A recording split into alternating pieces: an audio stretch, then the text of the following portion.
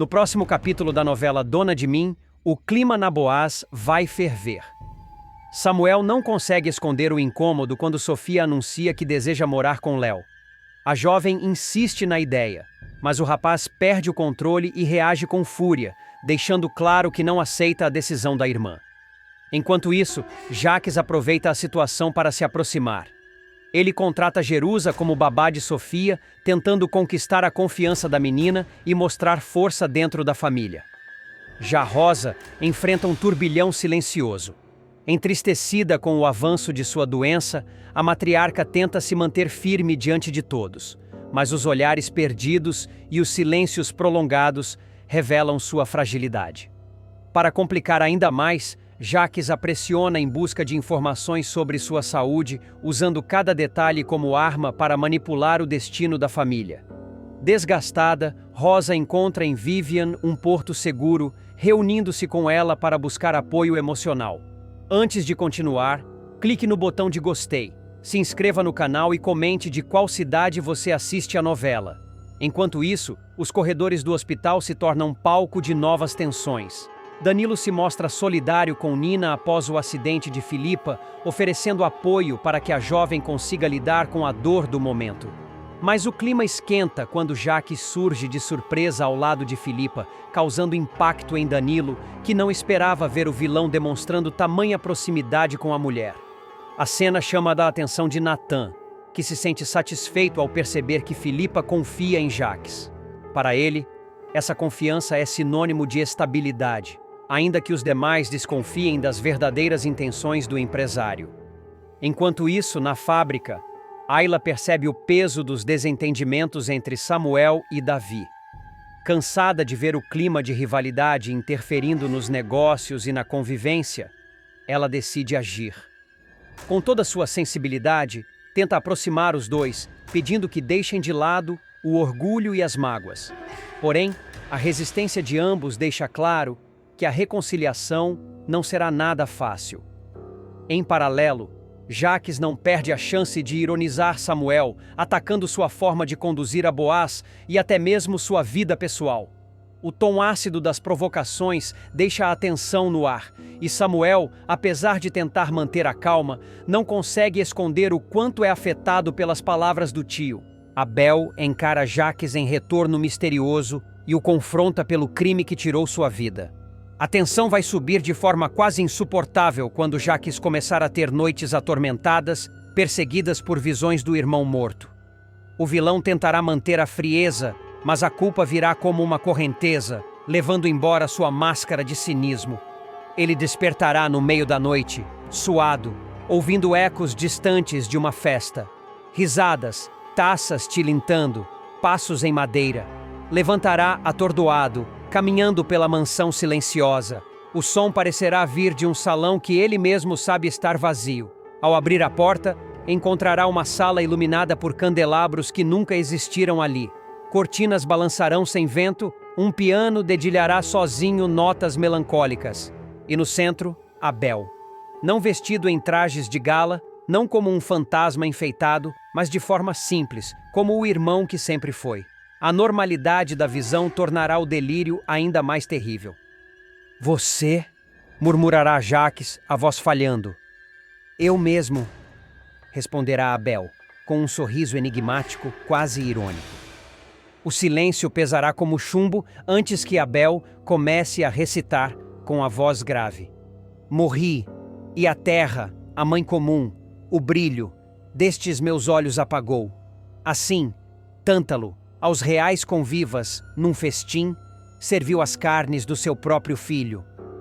E completará zombeteiro. Lembra que você queria transformar os sonetos de Augusto dos Anjos numa ópera rock, Jaques? O vilão recuará, ofegante, como se cada palavra fosse uma lâmina penetrando em sua carne. Sai daqui! Eu não quero! Eu não posso! Mas Abel o interromperá, a voz agora mais firme, quase cortante. Lembrar do que você fez? Mas você fez, Jaques. Mesmo que eu não fale, você sabe. O vilão abaixará a cabeça num gesto raro de rendição. Eu não imaginava que fosse sentir tanto. Eu te amava, Abel, e te odiava também, irmão. Abel se aproximará lentamente, sem pisadas audíveis, como se deslizasse pelo chão. O olhar será severo, mas não desprovido de dor.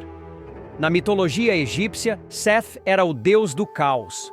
Para tomar o trono do Egito, ele matou o próprio irmão, Osíris. Em Hamlet, Cláudio assassinou o rei da Dinamarca, herdou o trono e ainda se deitou com a viúva. E, claro, Caim matou Abel. Rirá com sarcasmo. Você não foi nem original, Jaques. As palavras ecoarão como trovões dentro da mente do empresário. Ele gritará numa explosão de desespero. Sai daqui, fantasma maldito! Você morreu, eu fiquei! A Boaz agora é minha.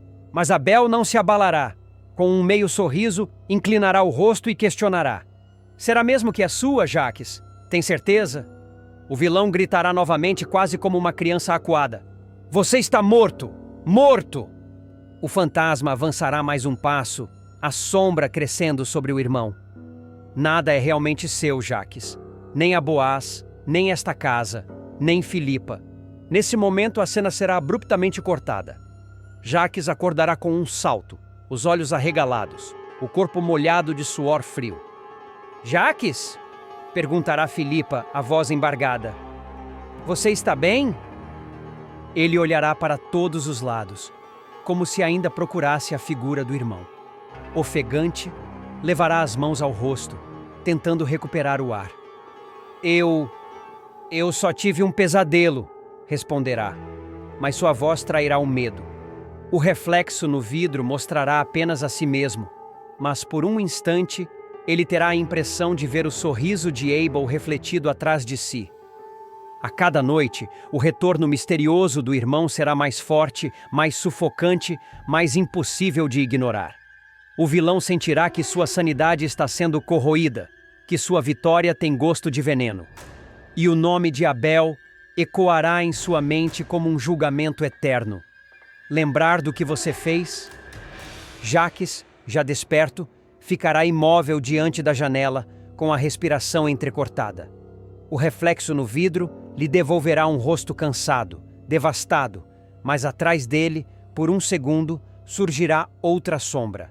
O vulto de Abel aparecerá como se o espelho fosse um portal. O vilão fechará os olhos, tentando se convencer de que está apenas alucinando. Não pode ser! Não pode! Sussurrará. A voz falha. Filipa se levantará já no quarto do vilão, envolta em um robe, e se aproximará devagar. Seus olhos estarão marejados, não de medo, mas de compaixão. Ainda que não entenda a dimensão do tormento de Jaques, sentirá que ele está sendo corroído por algo maior do que ela poderia imaginar. Você precisa de ajuda, Jaques, dirá com suavidade. Não pode continuar vivendo assim.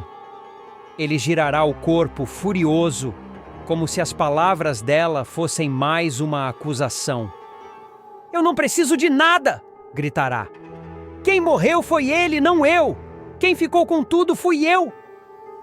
Nesse instante, uma corrente de vento atravessará o quarto, derrubando um quadro da parede. O impacto será forte, o vidro estilhaçado se espalhará pelo chão. Jaques e Filipa recuarão ao mesmo tempo. Quando a mulher abaixar-se para juntar os cacos, verá que a fotografia caída não era qualquer uma. Mostrava Abel no auge, sorrindo em uma festa da Boaz, com Filipa ao lado. A viúva ficará em silêncio, encarando a imagem como se fosse um sinal. Jaques, por sua vez, terá o rosto transtornado. Ele arrancará a fotografia das mãos dela e a jogará no lixo com violência, mas não conseguirá apagar a sensação de que Abel estava presente ali. Não importa o que você faça, Jaques, dirá Filipa, firme, finalmente encontrando coragem para enfrentá-lo. Ele sempre vai estar aqui, porque a memória de Abel não pode ser destruída. O vilão respirará fundo, tremendo de ódio. Seus olhos vermelhos encararão os dela com uma mistura de fúria e medo. Você não sabe o que está dizendo, Filipa. Não sabe do que eu sou capaz.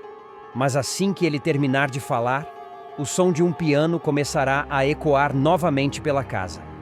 A mesma melodia que tocava no sonho. Suave, dolorosa, impossível de ignorar. Filipa arregalará os olhos, confusa, e perguntará: "Você está ouvindo isso também?" Jacques ficará petrificado. Pela primeira vez não terá resposta. Apenas o silêncio cortado pelas notas que pareciam vir do nada, mas que carregavam a assinatura inconfundível de Abel. E ao fundo, como se viesse do próprio corredor da mansão, uma voz baixa, quase um sussurro, ecoará: "Lembrar do que você fez?" O vilão cairá de joelhos, dominado por um terror que nem todo o poder do mundo será capaz de silenciar. Jacques cambaleará até o centro do quarto, completamente tomado pelo pânico. As mãos trêmulas pressionarão as têmporas, como se tentasse esmagar as vozes que ecoavam dentro de sua cabeça. Filipa, assustada, tentará segurá-lo pelos ombros. "Jacques, para com isso, pelo amor de Deus!" suplicará ela. "Você está me assustando!" Ele a afastará com brutalidade, quase derrubando a mulher no chão. O vilão girará em círculos, procurando a origem do piano que continuava a tocar. A cada acorde, sua mente viajará de volta à noite fatídica da morte de Abel, como se os fantasmas estivessem obrigando-o a reviver cada detalhe. De repente, as luzes do quarto piscarão. A chama dos abajures vacilará, e o relógio na parede parará de funcionar. Jacques não conseguirá mais esconder o peso que o atormenta. O vilão começará a perder o controle diante de todos, revelando fissuras em sua arrogância. Os funcionários da Boaz notarão sua instabilidade. Filipa passará a temê-lo, e até mesmo aliados desconfiarão de sua sanidade. Abel, mesmo morto, seguirá presente como uma sombra constante, aparecendo em sonhos, reflexos e ruídos inexplicáveis. A cada noite, Jacques será confrontado pela mesma frase: "Lembrar do que você fez?" A pergunta ecoará como sentença, corroendo suas certezas e deixando claro que o passado não pode ser enterrado. Filipa, em silêncio, guardará para si a visão da sombra de Abel. Embora tente se convencer de que foi apenas fruto da loucura do cunhado, não conseguirá apagar da mente o frio que percorreu sua espinha naquela madrugada. Ela, viúva de Abel, perceberá que algo muito maior está prestes a acontecer e que a verdade pode vir à tona de forma arrebatadora. Enquanto isso, Jacques seguirá tentando afirmar seu domínio sobre a Boaz, sobre a casa, sobre o legado do irmão. Mas quanto mais gritar que tudo lhe pertence, mais o vazio se fará presente. Porque nem o poder, nem o dinheiro, nem as conquistas podem calar a voz de quem foi injustiçado. E na penumbra de seu quarto sozinho, Jacques ainda ouvirá o eco distante do piano, suave e implacável, como se Abel estivesse à espreita, aguardando a hora certa de cobrar o que é seu por direito. Davi vai surpreender. Após semanas apagado, ressentido e praticamente esquecido da trama, o riquinho voltará a ter destaque e uma nova chance no amor. O destino vai colocar em seu caminho uma personagem explosiva. Bárbara, a vilã que parecia ter desaparecido de vez, mas ressurgirá das cinzas em uma reviravolta arrebatadora.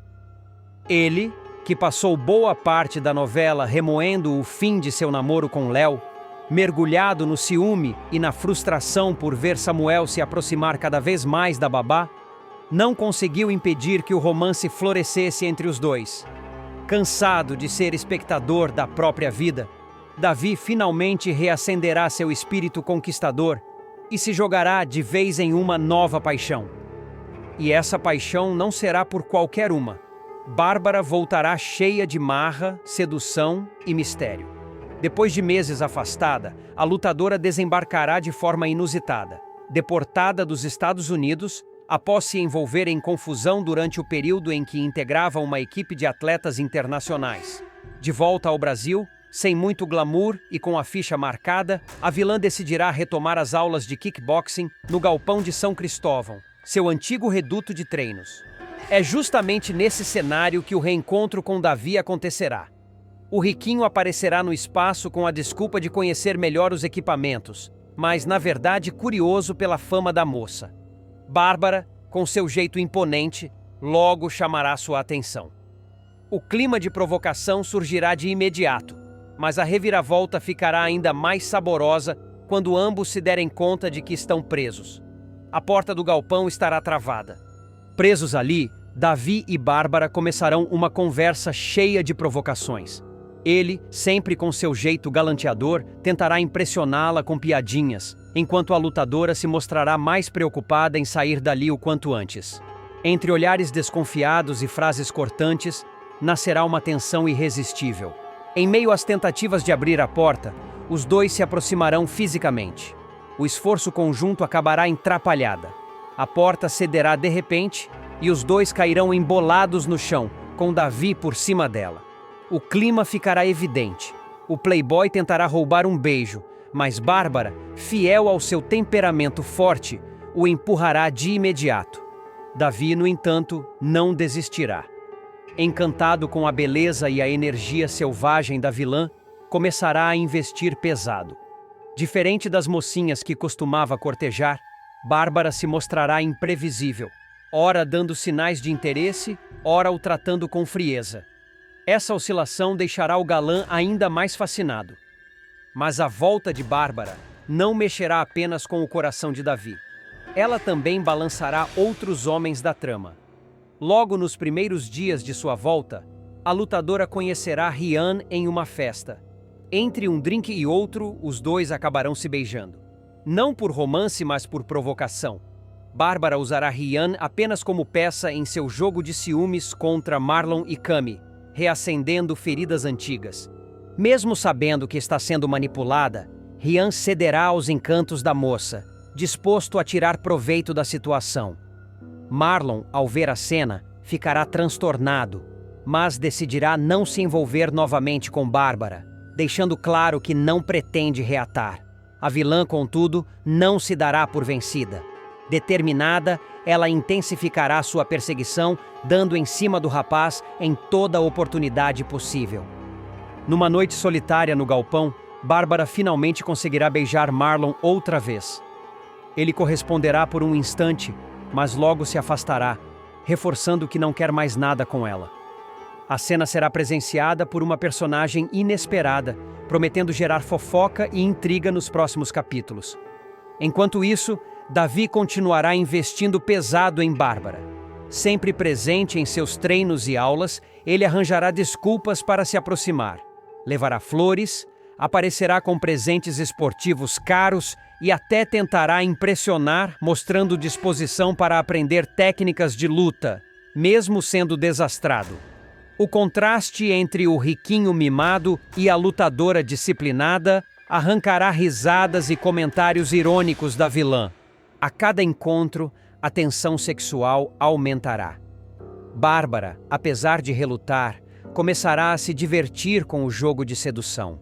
Davi, por sua vez, verá nela uma nova chance de recuperar a autoestima e provar que ainda é capaz de conquistar mulheres fortes e independentes. Mas o romance promissor estará longe de ser fácil. Bárbara não será apenas um novo par amoroso. Ela voltará determinada a se reposicionar no jogo de poder da trama. E ao lado de Davi, encontrará um parceiro disposto a bancar seus caprichos, mesmo sem perceber que pode estar entrando em uma armadilha.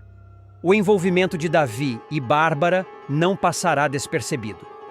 Léo, ainda magoada com o passado e tentando se firmar ao lado de Samuel, ficará dividida ao ver o ex com outra mulher, principalmente uma vilã marcada por intrigas.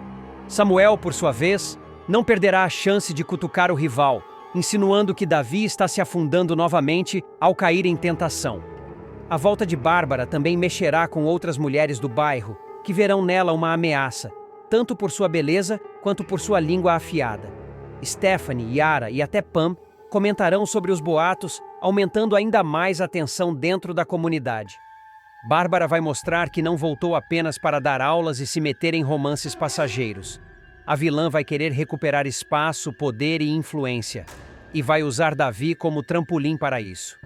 O riquinho, cego pelo encanto e pelo desafio de conquistar a lutadora, não perceberá que está sendo manipulado. Bárbara passará a frequentar os lugares da alta sociedade ao lado dele, chamando atenção pela postura ousada e pelo jeito de afrontar qualquer um que tente diminuir sua presença. Em uma dessas ocasiões, durante um jantar luxuoso, ela humilhará uma socialite que a olhou torto, deixando Davi ao mesmo tempo envergonhado e fascinado pela ousadia da nova parceira. A relação deles, no entanto, será feita de altos e baixos. Em um momento estarão em clima de paixão avassaladora, no outro, em discussões intensas, cheias de acusações e provocações. Bárbara exigirá atenção constante, colocará regras e desafiará Davi a sair de sua zona de conforto. Ele, acostumado a ser bajulado, se verá desarmado diante de uma mulher que não se curva ao seu dinheiro. O jogo ficará ainda mais perigoso quando Bárbara voltar a se aproximar de Rian, mesmo depois de deixar claro que estava interessada em Davi. Entre provocações e encontros inesperados, ela dará a entender que pode, sim, se envolver com os dois ao mesmo tempo, alimentando rivalidades. Enquanto isso, Marlon observará de longe, incomodado, mas sem coragem de admitir que ainda sente algo pela vilã. Cami, ao perceber a tensão, fará questão de jogar lenha na fogueira, espalhando comentários maldosos para provocar ainda mais discórdia. A situação ganhará novos contornos quando Bárbara começar a aparecer em reuniões ligadas a Boaz, usando Davi como ponte para se infiltrar no universo empresarial. Samuel e Léo verão nisso um perigo iminente. A possibilidade da vilã usar o riquinho para se vingar. Mesmo diante dos alertas, Davi se entregará cada vez mais ao romance turbulento. Bárbara, por sua vez, deixará escapar que não está interessada apenas em afeto. Ela falará de ambições maiores, de planos de se tornar influente, de usar sua imagem como lutadora para construir algo além do bairro de São Cristóvão. O casal será visto em momentos intensos, desde brigas públicas até beijos arrebatadores em festas. A química entre eles será inegável, mas a instabilidade também. Os rumores de que a vilã pode tramar algo contra Léo e Samuel vão aumentar, criando um clima de suspense. E Davi, sem perceber, pode estar entrando no maior enrosco de sua vida, dividido entre a paixão incendiária e o risco de se tornar apenas mais uma vítima das artimanhas de Bárbara. Léo terá de lidar com mais um problema: a rixa entre Samuel e Rian. O ex-detento será liberado definitivamente da cadeia e passará a morar na casa da mocinha. Ao mesmo tempo, Jaques ameaçará expulsar Sofia da mansão e Samuel levará a menina para também morar na casa da babá. O certinho, porém, não gostará de saber que a irmãzinha estará na presença de um ex-traficante. E Léo terá de escolher se ficará ao lado do amigo de infância ou do namorado nessa briga que promete abalar os alicerces da relação dos dois. Rian sairá da cadeia e será recebido com festa por Léo, Stephanie e Yara. As três prepararão uma pequena recepção com bolo simples, música e abraços calorosos, celebrando a volta dele à liberdade. Elas ainda chamarão Cami, Lucas e Dedé para participarem da comemoração. O clima será de alegria genuína, principalmente quando Dedé correr para abraçar o pai, emocionado. Rian chorará ao sentir novamente o carinho do filho em casa, longe das grades que o sufocaram por tanto tempo. Em meio à festa, Léo não atenderá às ligações de Samuel. O rapaz tentará avisar que levará Sofia para a casa dela, pois o clima com Jaques terá ido de mal a pior após a criança jogar as guitarras do tio na piscina durante um momento de birra. Jaques, furioso, terá gritado que não queria mais a menina sob seu teto, ameaçando expulsá-la de vez. Sem conseguir falar com Léo, Samuel pegará a irmã e chegará de surpresa com ela à casa da namorada. O choque acontecerá na porta. Ao ver a celebração, Samuel ficará desconfiado. Perguntará o motivo da festa. E Dedé, animado, responderá sem pensar: "Meu pai agora mora aqui." A revelação cairá como uma bomba. Samuel não gostará nada do que ouvirá. Chamará Léo para uma conversa a sós, ainda que o incômodo seja evidente em cada gesto. Ele puxará a namorada para um canto da sala e com voz firme desabafará: "Você acha que eu vou deixar minha irmã dormir na mesma casa que ele? Desculpa, Léo. Se coloca no meu lugar." Tudo o que eu sei do Rian é que ele estava preso há anos por tráfico. Léo, já prevendo a confusão, responderá com emoção. O Rian é meu amigo de infância. Eu confio nele. Eu acredito que merece uma segunda chance. Eu, a mesma pessoa que faria qualquer coisa pela Sofia. Em mim você não confia?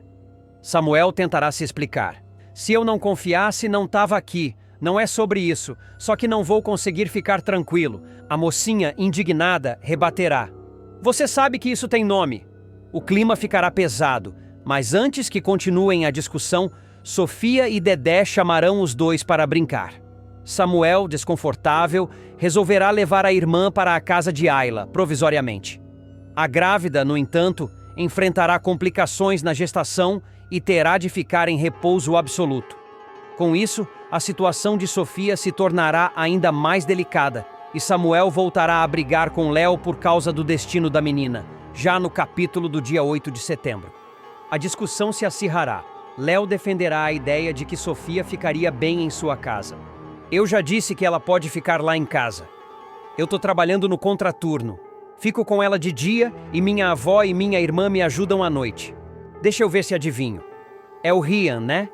Aí você acha que tá sendo muito melhor para Sofia ficar pulando de casa em casa como se lugar nenhum tivesse espaço para ela? A fala da mocinha ecoará como uma acusação direta. Léo, emocionada, abrirá o coração, lembrando o trauma que a marcou anos atrás. Você sabe o que aconteceu comigo, Samuel. Sabe da perda que eu tive. Perdi meu bebê e achei que nunca mais ia conseguir sorrir de verdade. Foi a Sofia que me devolveu a alegria de viver. E agora, eu tenho que ver ela sem casa, sem paz, sem ser prioridade de ninguém? Isso me dói. Samuel firme discordará. Desculpa, mas nisso você está completamente errada. A Sofia não estaria segura aqui e você sabe muito bem por quê. É nesse momento que Rian, ouvindo tudo do corredor, decidirá se manifestar. Ele entrará na sala e jogará a verdade na mesa. É por minha causa, né? Vai, playboy, fala logo o que tu pensa na minha cara. Samuel respirará fundo antes de admitir. Desculpe, Rian, mas sim, você morar aqui é um problema. Não tem como deixar minha irmã aqui. Léo se colocará entre os dois, claramente tomando o partido do amigo de infância. Seus olhos brilharão de raiva e dor. O Rian já cumpriu a pena dele e tem a minha confiança. É gente que pensa assim como você que fica no caminho de quem quer recomeçar. Rian, por sua vez, não fugirá da verdade. Fui preso por associação ao tráfico e tráfico de drogas. Tenho vergonha de dizer não. E foi justamente quando fui pedir para sair. Já estava trabalhando de entregador e estava fazendo tudo isso porque a Cami estava grávida do Dedé. Não queria que ele tivesse um pai no crime. Tu acha mesmo que eu faria alguma coisa contra a Sofia, amiga do meu filho? Samuel rebaterá com firmeza, mas mantendo o respeito. Com todo respeito, Rian, eu não te conheço. O ex-detento então levantará a voz carregada de mágoa. É muito fácil você me julgar. Você teve uma vida completamente diferente da minha, com tudo ao seu alcance. Samuel se manterá sereno, mas não cederá. Tive. É injusto. Esse país tem uma desigualdade cruel, mas isso não muda minha preocupação. Como você mesma disse, Léo, a Sofia já passou por coisa demais. Já são traumas demais. O máximo que eu puder proteger minha irmã, eu vou proteger. A tensão atingirá o ápice quando Samuel, cansado da discussão, decidir encerrar. A Sofia está na casa da irmã dela, bem insegura. Acho melhor eu ir embora antes que essa conversa perca totalmente o rumo. Desculpa, Rian. Mesmo. Você ama seu filho. Faz qualquer coisa por ele. Então você deve entender meu amor pela Sofia também. Rian, mesmo contrariado, assentirá em silêncio. Léo, no entanto, sentirá o coração despedaçado. Estará dividida entre dois mundos, o do amigo que sempre acreditou e o do namorado que luta para proteger a irmã. O choque entre eles ainda ecoará pelos próximos capítulos, alimentando uma chama de conflito que promete explodir em novas batalhas emocionais. Rian ficará em silêncio após as últimas palavras de Samuel, mas seus olhos marejados entregarão toda a dor que sentia. O ex-detento passará a mão no rosto, tentando conter a raiva, e dirá com a voz embargada: Eu entendo teu amor pela tua irmã, Samuel. Só não entendo porque o meu não vale nada. Léo, sentindo-se no meio de uma tempestade, segurará o braço do amigo e implorará para que não transformasse aquilo em guerra. Rian, por favor, não fala assim. Eu sei o quanto você ama o Dedé e sei também o quanto o Samuel ama a Sofia. Não é uma disputa, é uma luta de dois homens por quem eles mais amam. Samuel, firme, se levantará e pegará Sofia pela mão. Antes de sair, olhará nos olhos de Léo. Você precisa escolher em quem vai confiar, Léo. Não dá para ficar em cima do muro. Essas palavras cairão como um peso sobre o coração da mocinha, que ficará paralisada, dividida entre o passado e o presente. Rian, ao perceber o silêncio dela, explodirá em desabafo. Tu não devia escolher, Léo. Quem é de verdade nunca coloca quem ama contra a parede. Samuel deixará a casa com Sofia sem olhar para trás. A porta se fechará com força, e o barulho ecoará como se fosse o rompimento de um elo que até então parecia inquebrável. Léo cairá no sofá em prantos, enquanto Rian se aproximará para consolá-la. Eu não queria isso, Léo. Não queria ser o motivo de você brigar com ele. Mas eu também não vou sair daqui com a sensação de que sou um lixo, que não merece recomeçar. Eu vou provar para todo mundo que eu mudei, principalmente para ele.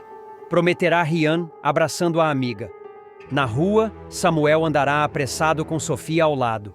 A menina, curiosa e inocente, perguntará: Samuel, por que você não gosta do Rian? Ele é pai do meu amigo. Ele é legal comigo. O rapaz respirará fundo, tentando esconder a angústia, mas não terá forças para disfarçar. Não é que eu não goste, Sofia. Eu só não consigo confiar. E confiar é tudo o que a gente precisa para ficar em paz. A tensão entre os dois mundos, o de Samuel e o de Rian, ficará cada vez maior. E Léo será obrigada a enfrentar uma escolha que pode mudar não só o rumo de sua vida, mas também o destino de Sofia, da própria relação com Samuel e do futuro de Rian. Samuel, que vinha se consolidando como o maior opositor das tiranias de Jacques na Boaz, vai acabar vítima de uma reviravolta inesperada. A traição de Davi, justamente o irmão. O rapaz, em vez de apoiá-lo, dará um golpe devastador ao se alinhar com o tio vilão, surpreendendo toda a família e mudando os rumos da empresa. Tudo começará quando Jacques, cada vez mais arrogante, decidir endurecer suas medidas absurdas contra os funcionários da Boaz. Uma das ordens mais bizarras será a criação de um passe controlado para que operários possam ir ao banheiro, como se estivessem em um regime militar. Além disso, os cortes no Vale Alimentação e a extinção do cafezinho gratuito para os trabalhadores gerarão revolta nos corredores da fábrica. Samuel, indignado, vai desabafar com Ricardo, demonstrando que não pode aceitar tais medidas desumanas.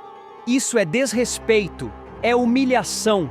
Ele está tratando as pessoas como máquinas descartáveis, dirá em tom inflamado.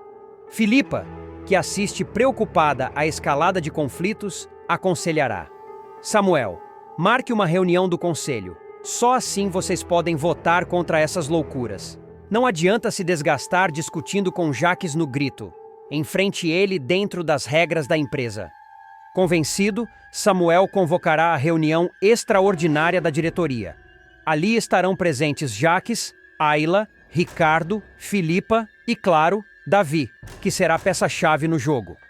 O clima será de total tensão, com os olhares cruzados e cada palavra pesando como uma sentença. Samuel tomará a dianteira. Essas medidas são um ultraje. Cortar vale alimentação, restringir idas ao banheiro, acabar com o café da fábrica?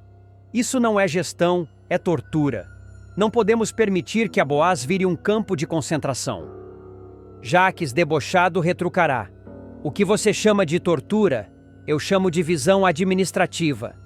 Menos gastos supérfluos, mais lucros para os acionistas. Quem não estiver satisfeito que peça demissão. Ayla não ficará calada.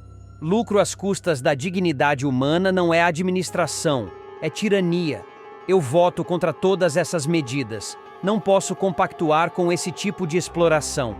Ricardo, buscando encerrar a discussão, dirá: chega de discurso, Vamos votar. Quem é a favor de revogar as medidas de Jaques, levante a mão.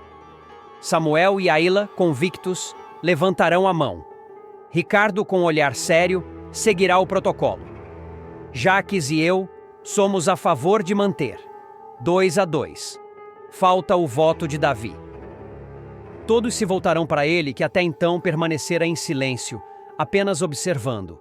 Samuel, confiante, quase sorrirá, acreditando que o irmão ficará do seu lado. Mas para a surpresa geral, Davi soltará. Eu voto com o Jaques.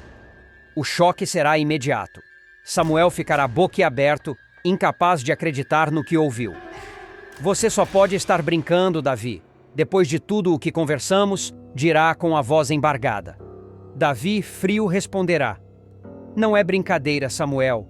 Eu acredito que o Jaques tem razão. A empresa precisa de lucros, não de sentimentalismos. Os tempos mudaram. Quem não acompanhar, fica para trás. Jaques abrirá um sorriso vitorioso, satisfeito com a jogada. Filipa levará a mão ao peito, em choque. Aila, revoltada, disparará. Você se vendeu, Davi. Vendeu sua consciência por migalhas de poder. O resultado será devastador. 3 votos a favor de Jaques contra 2. As medidas serão mantidas e Samuel se sentirá derrotado. Mas o pior ainda está por vir.